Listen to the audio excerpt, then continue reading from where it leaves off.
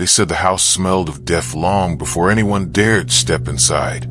The air itself seemed to hold its breath around those crumbling walls, as if the earth knew what human mouths refused to speak.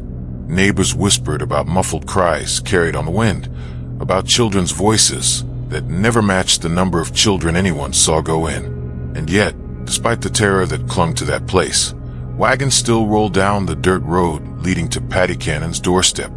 Some came willingly. Most were dragged, bound, and gagged. Their fate sealed the moment her shadow fell across them. But let's not begin with Patty. Let's begin with a mother.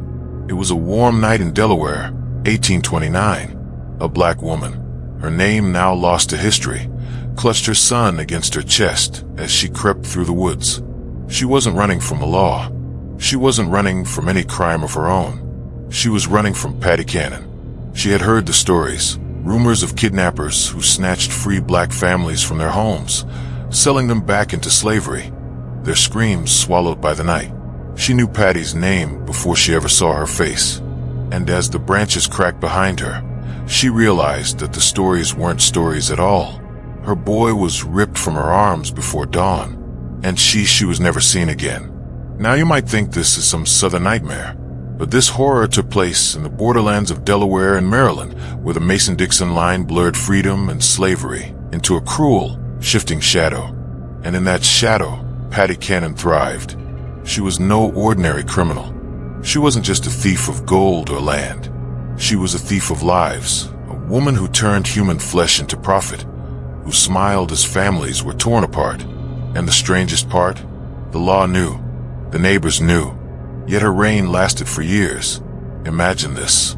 A farmhouse, outwardly ordinary, its chimney always smoking, its windows always shut. Inside, the cellar wasn't for storing food. It was a holding pen, chains bolted to damp stone, straw soaked in blood, bones buried shallow in the earth beneath. By the time authorities finally opened those cellar doors, the stench of rot was unbearable. They found skeletons. Some were adults, some were children. One skeleton, they said, was so small it could only have been a baby. But here's the question that will haunt you. How could a woman, just one woman, become so feared, so untouchable, that she could murder, kidnap, and sell human beings in broad daylight? It wasn't madness. It wasn't sudden. It was power, nurtured by silence. Patty was ruthless, yes, but she was also cunning. She understood the corruption of her time.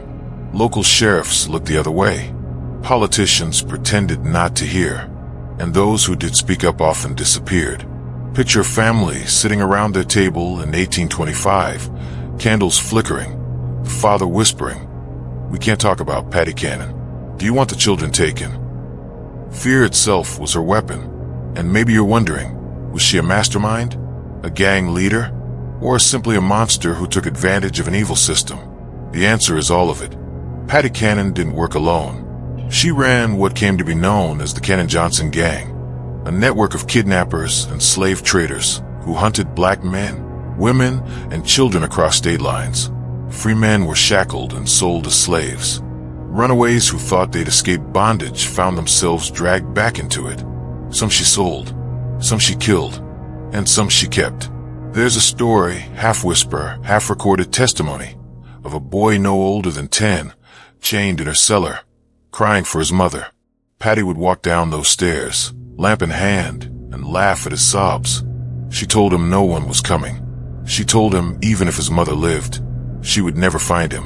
That boy's voice is long gone, but the cellar still remembers. Now here's where it gets darker. When the bodies were exhumed from her property, witnesses claimed some were hacked apart, bones split as if from axes. Was it rage, punishment, or something far more methodical? Historians debate whether Patty was simply selling human beings or experimenting with how much violence she could wield without consequence. But the townspeople knew long before the graves were opened. They spoke of children vanishing on their way to school, of women who disappeared after fetching water, of men dragged from their beds. Everyone suspected. Few dared accuse. Because if you dared to cross Patty Cannon, you risked more than death. You risked your whole family vanishing in the night. And yet, here comes the twist you didn't expect. For all her power, for all her cruelty, Patty Cannon was not hidden. She was not a shadowy figure lurking in forests. She was a woman who smiled at neighbors, who traded goods in town, who looked like any other farm wife.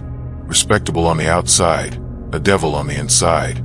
People bought butter and eggs from her with the same hands that buried corpses on her land. That's the true terror. Monsters don't always look like monsters. Sometimes they look like your neighbor. Let me ask you this. If you lived then, would you have spoken out? Or would you have stayed silent like so many others, praying she would leave your family alone? And silence, oh, silence was her shield. That's why she thrived. But silence can't last forever. By the late 1820s, whispers grew too loud. More and more bodies surfaced, and too many people had vanished to be ignored. Rumors hardened into testimonies. Some of her accomplices, desperate to save themselves, turned on her. The walls began to close in. One neighbor recalled a chilling moment. He said he heard Patty singing one night, her voice carrying across the fields. A song of comfort, almost like a lullaby.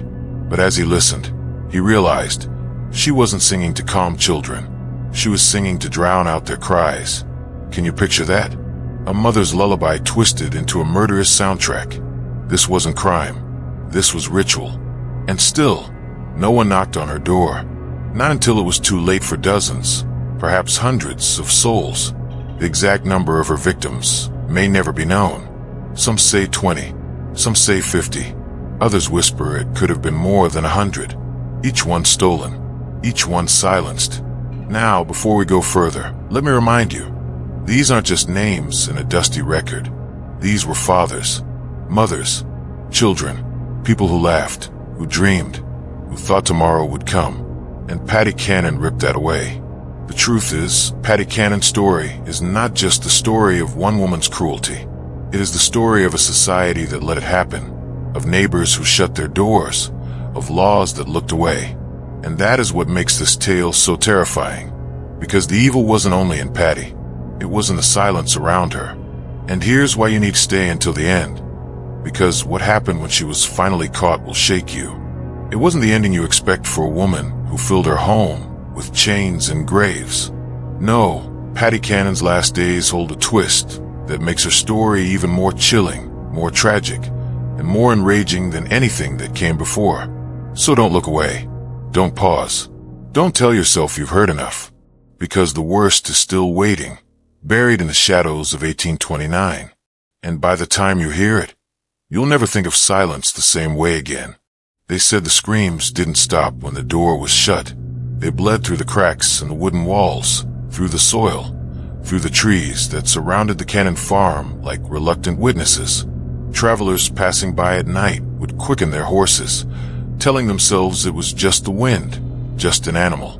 Because to believe what their ears told them would mean accepting that something unspeakable was happening in the house that everyone already feared to name. But what is worse? Patty Cannon's cruelty, or the silence of those who chose not to see it? Let me take you inside one of those nights. A boy shackled in the basement. He is not nameless. He whispers his own name to himself in the dark, over and over, so he doesn't forget it. So Patty Cannon doesn't strip him of the last thing he owns. His wrists bleed against the iron. He prays. He cries. And then he goes silent.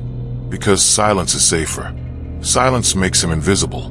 But Patty always notices silence. She would come down the stairs with a candle, smiling that strange smile, and say, "Why so quiet, child? Sing for me." Do you feel the cold in those words? That cellar wasn't just a place of holding. It was a place of breaking. She broke spirits before she sold bodies. And if the spirit didn't break, if someone dared to resist, Patty had no patience. A shovel, a shallow pit, a hurried burial in her own yard. And then the cycle continued. Neighbors sometimes wondered why the soil in her orchard seemed freshly turned so often, but they didn't ask. Not allowed, because to ask was dangerous. To accuse was worse.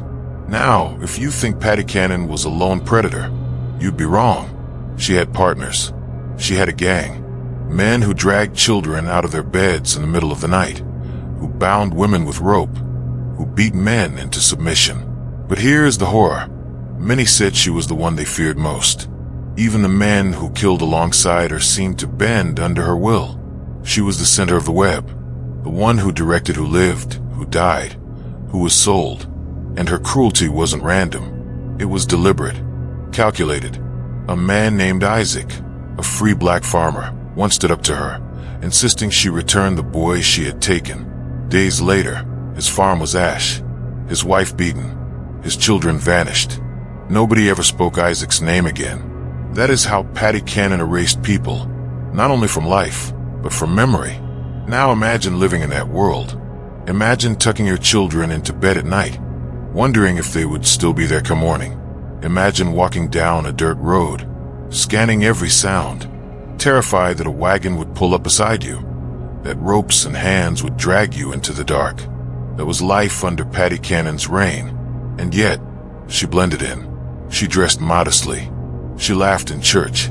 She knew how to disguise the blood on her hands with the appearance of respectability. That's what makes her story unbearable, the ordinariness of the monster. She wasn't cloaked in shadows. She wasn't a stranger. She was the woman next door. But let me jolt you with this. What if I told you that buried among her victims were not only strangers, but people who trusted her, people who sat at her table, who believed her when she smiled? That was the final cruelty. She betrayed not just the helpless, but the unsuspecting.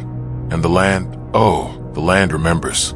Years after Patty was gone, farmers plowing near her property unearthed bones, children's shoes, rusted chains, teeth scattered in the dirt.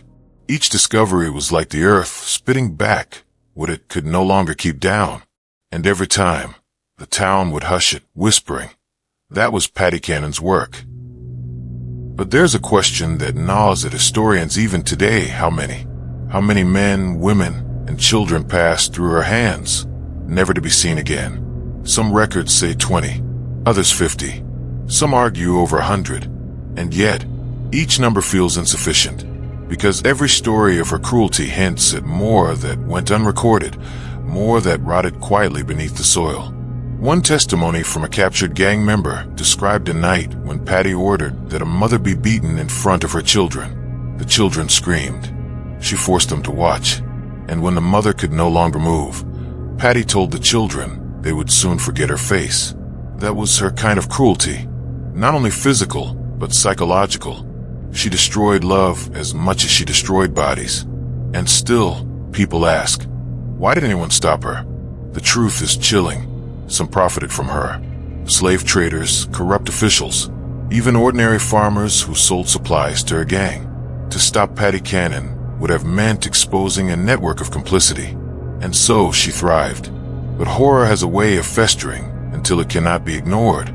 One night, a body floated down the Nanticoke River. It was bound, broken, and marked with signs of torture. People whispered Patty's name. Another month, another corpse, this one shallow buried, dug up by dogs. The whispers grew louder. Fear began to crack, replaced by outrage. And then came the day when officials finally set foot inside her house. Imagine that moment. The door creaking open, the smell rushing out, thick and foul. The cellar lit for the first time in months, revealing chains still warm from the touch of skin. Straw black with dried blood. In the corner, bones. Small bones. A child's skull, jaw broken, teeth still in place. One witness later said he could never eat meat again after what he saw. That's how deeply it scarred him. But here's where I need to pull you back. Because this is not just the story of one woman's evil. This is the story of what humans allow when greed and fear outweigh compassion. Patty Cannon thrived because people allowed her to. Because a system built on slavery gave her cover. Because neighbors preferred silence to risk. And maybe that's why her legend lingers. Because she is not just a murderer of flesh, but a reminder of how silence itself becomes a crime. Now let me ask you this. What terrifies you more? That one woman could commit such atrocities? Or that hundreds knew and let her? Think about the boy in the cellar. Think about the mother in the woods. Think about the man whose farm was turned to ash. Each of them believed someone would speak for them. But no one did, until it was far too late. And when the law finally caught her, When Patty Cannon was dragged from her home, do you think she begged? Do you think she wept? No. Witnesses said she was calm, almost smug, as if she knew her name would outlive every one of her victims. And maybe that was the last cruelty she inflicted, ensuring that while her victims' names were lost to history, hers would be remembered. But remember this, history does not belong to her. It belongs to the voices she silenced. And telling their story is the only way to strip her of her power, which is why you need to stay until the very end. Because what was found after her capture, what her own hands left behind, holds the most disturbing truth of all. The truth that will make you question not just Patty Cannon, but the entire world that allowed her to exist. So don't look away. Don't let silence win. Watch closely, because the ground is still speaking, and its story is darker than anything you've heard so far. They found her house too quiet after she was gone. The birds never sang near it, and the grass grew strangely thin, as though the land itself was refusing to heal. Farmers who walked past swore the air still carried whispers, children's cries, a woman's laughter, a groan cut short. No one wanted to buy the land. No one wanted to touch it, because what Patty Cannon left behind was more than blood. It was a stain. But long before that house was emptied, people already knew it was cursed. They just wouldn't say it aloud. Let me take you back to a night when the Cannon farm was alive with firelight. A wagon stood in the yard. The cries of children rose, muffled by cloth tied around their mouths. A woman, beaten and bound, slumped at the base of the steps. And Patty, standing there, her shadow tall against the farmhouse wall, barked orders to her men like a general leading an army. Some of those children were born free. Some had parents who worked themselves to the bone to secure papers of manumission. None of that mattered to Patty. To her, they were profit, flesh and coin. Now here is the horror. Many of the children she sold never saw slavery before. They were born in free states. They had names, schools, friends. But Patty Cannon erased all of that with a chain. Their freedom was stolen not because they ran, but because they existed. Do you feel the weight of that? And it wasn't always the lash or the chain that broke them. Sometimes it was her words. Survivors whispered that Patty had a way of speaking that made you doubt yourself. She would tell a child, "You were never free. That was a lie. This is who you are." Imagine being 10 years old and hearing that from the woman who holds your life in her hands. Imagine wondering if she was right. That is psychological murder. But there's something more sinister here. Something even most historians avoid. When they searched her farm after her arrest, they didn't just find bodies. They found items. Shoes that didn't match. Bits of jewelry. Locks of hair. Trinkets taken from the dead. These weren't trophies in a modern sense. They were reminders. She kept them close, as if surrounding herself with proof of her own power. Each object represented a life she had stolen. And when neighbors saw those items displayed in court, they swore they recognized them.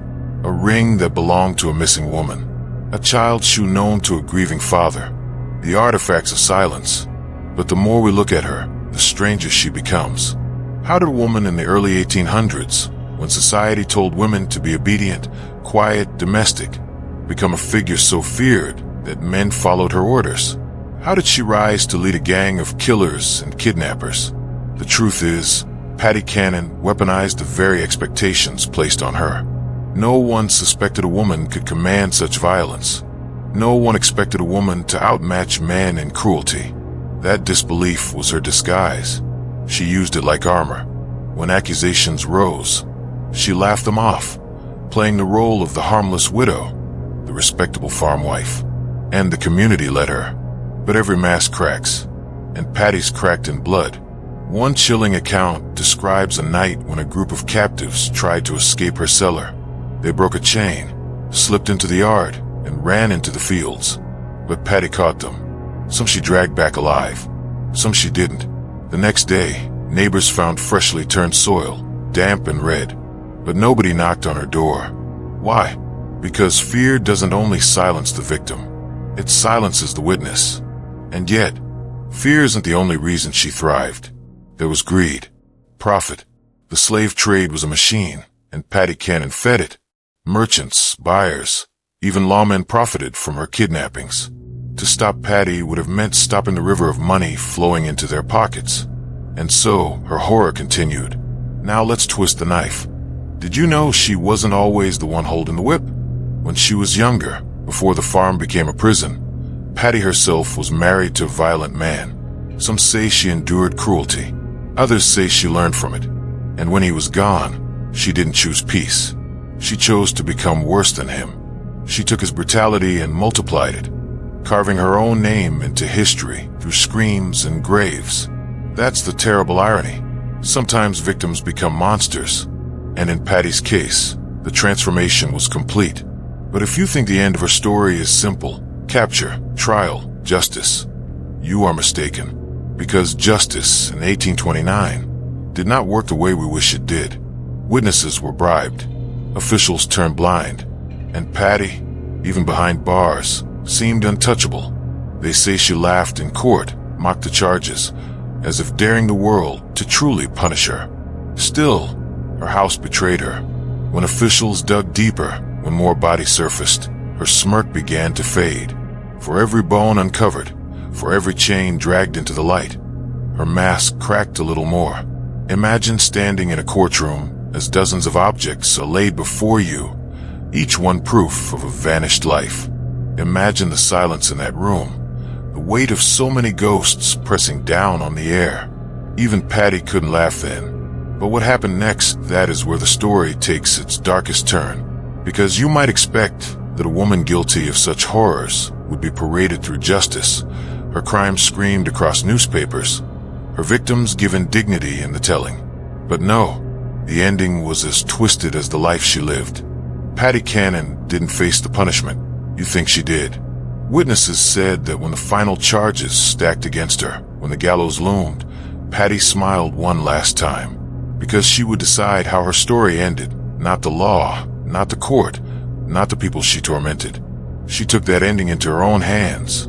And the way she did it will make you question everything about punishment, guilt, and the power of silence.